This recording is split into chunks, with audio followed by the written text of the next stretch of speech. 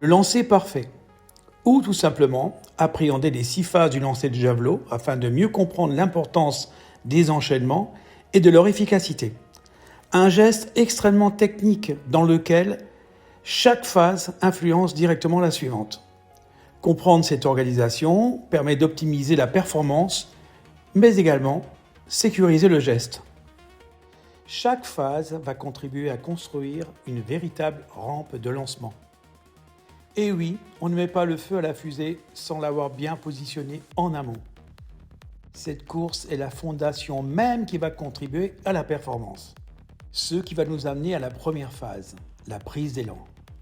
L'objectif est de générer une vitesse initiale progressive et contrôlée, 6 à 10 appuis en accélération progressive. Le buste reste droit, le javelot placé au niveau de l'oreille, coude haut.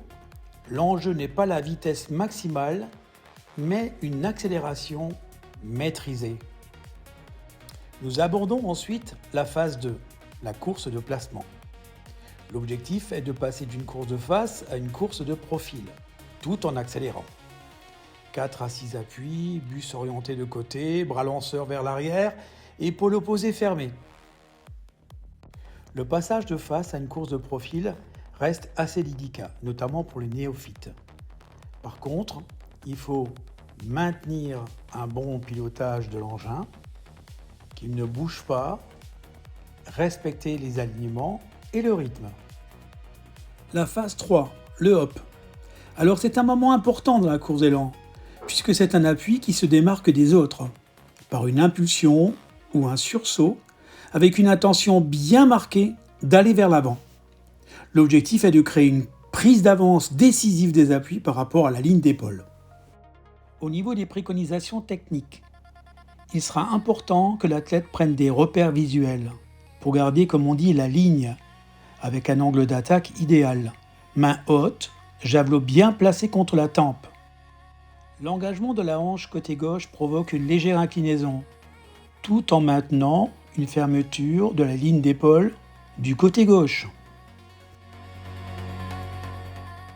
Nous abordons la phase 4, l'enchaînement pré-frappe ou phase de transfert. L'objectif est de transférer la vitesse horizontale acquise pour l'additionner à la vitesse d'éjection. Il faudra bien sentir la position de force pour optimiser les mises en tension tout au long du transfert. On parle ici de double appui. Au niveau des préconisations techniques, après le hop, la première reprise d'appui se fait à l'aplomb du bassin. Le second se pose rapidement au sol, pied à plat, jambes bien tendues, solide pour un effet bloc. Cet effet bloc va contribuer à libérer l'énergie côté bras lanceur, effet catapulte.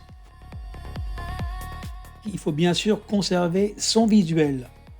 C'est pendant cette phase que la hanche droite va avancer violemment pour créer le retard du bras lanceur, tout en conservant un javelot bien placé contre la tempe.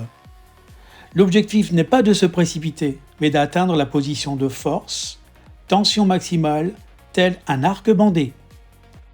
Phase 5, la frappe ou l'éjection. L'objectif est de libérer l'énergie accumulée avec un effet catapulte et fouetté. Pour les préconisations techniques, grâce à un point d'appui de la jambe avant tendu, solide et dans l'axe, le côté bras lanceur va se déployer de manière efficace. Une jambe avant fléchie, en pleine phase d'éjection, aurait un effet amortisseur et serait contre-productif au niveau de l'explosivité du geste. Concernant l'action du bras, une rotation interne de l'épaule, aisselle bien ouverte, favorise le passage du bras lanceur. On parle ici de temps d'épaule. L'intention de vitesse de bras est primordiale. Pour la dernière phase, la phase 6, le rattraper, l'objectif est de stabiliser le corps, dissiper l'énergie et valider la performance. L'intention unique est de ne pas mordre la ligne. Au niveau des conseils, la technique ne s'arrête pas au lâcher du javelot. Un lancer maîtrisé est un lancer validé. Le rattrapé est également un indicateur important de l'engagement de l'athlète lors de la phase d'éjection. Trop près de la ligne d'arrêt, l'athlète est sur la retenue. Il faudra donc ajuster les marques pour se donner de la place. Alors si nous devons faire une petite synthèse de ce qui a été évoqué, on retiendra que 3 vecteurs sont déterminants pour accéder à la haute performance. La gestion de la course d'élan comme véritable rampe de lancement en cherchant une vitesse utile et contrôlée. Une synchronisation gestuelle permettant de maîtriser l'enchaînement de ces phases. Un focus sur l'intention de frappe dans la phase d'éjection, tout en conservant une technique stable et efficace. Comment ne pas montrer dans ce document le record de France établi par Teoraitere Tupaia le 17 mai 2024 à Fontainebleau, avec un jet de 86,11 m. Nous retrouverons l'ensemble des phases parfaitement enchaînées. Rythme, qualité des appuis, alignement et mise en tension optimale dans la phase d'éjection. On va voir s'il arrive à rentrer le même jet que tout à l'heure, Teoraitere Tupaia. Le javelot est bien parti, mais oui, il est encore plus loin. 86,09 m minimum pour les Jeux Olympiques. 3e performance européenne, minima pour les Jeux Olympiques de Paris, au lancer du javelot masculin. Mais qu'est-ce qui vient de se passer? C'est incroyable, c'est le record de France.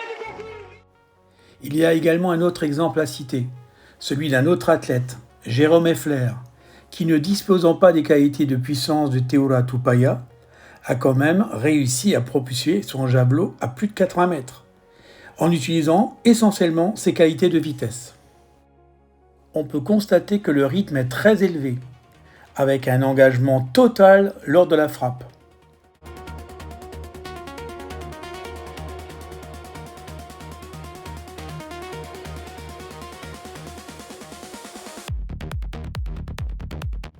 Selon les morphotypes d'athlètes, chaque lanceur évolue dans sa course d'élan à son propre rythme.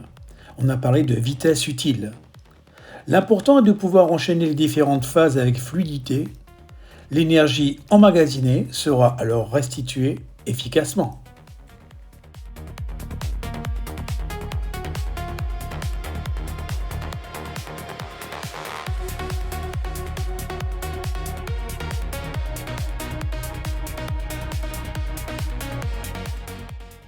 Le lancer de javelot n'est pas une question de force brute, mais de transfert d'énergie.